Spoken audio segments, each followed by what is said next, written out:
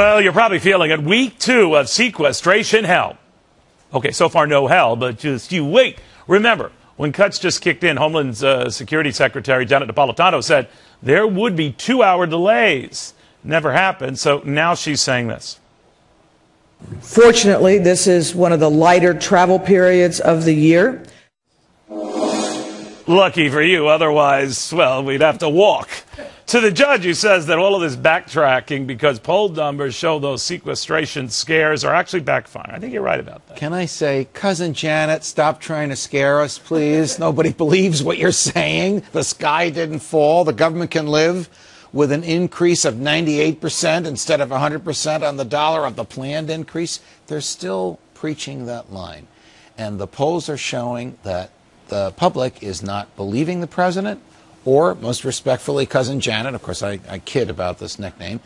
And it's hurting them because they over-threatened. Well, it's hurt the president's approval rating. I mean, that was among other things. But what do you think's going on? I think people, after a while, say, all right, I remember this record last year. I remember this record the year before. I remember this tune. It's a familiar tune. I think the president misread his victory, Neil.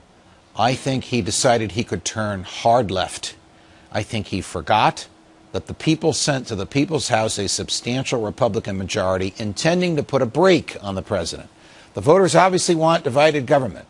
We had it for many years in the presidencies of Bill Clinton, for George W. Bush, and now Barack Obama. And that is telling the president something. The government is not just yours. You want to accomplish your goal, they're going to be tempered by the other party, which is in power in the House or the Senate, as the case may be. This president doesn't want to hear that. So to go around the Congress, he'll scare the daylights out of people. And the people recognize that, and they don't like to be misled.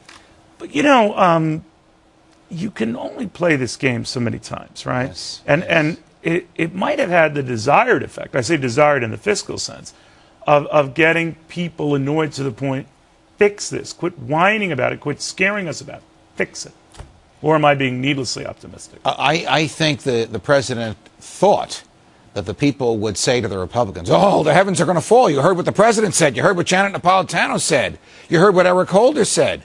You can't let the sequester happen, even though the president originated the idea, the president pushed for it, the president once threatened he would veto it if the Congress attempted to dismantle it.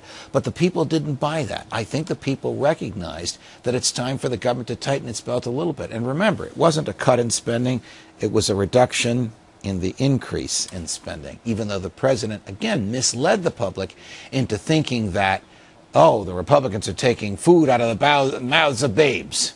Public didn't buy it. It's showing in the polls. You know, the polls are always a few weeks behind the events that influence them. Now we see the people reacting to the government scare tactics of a few weeks ago. Thank you, Judge.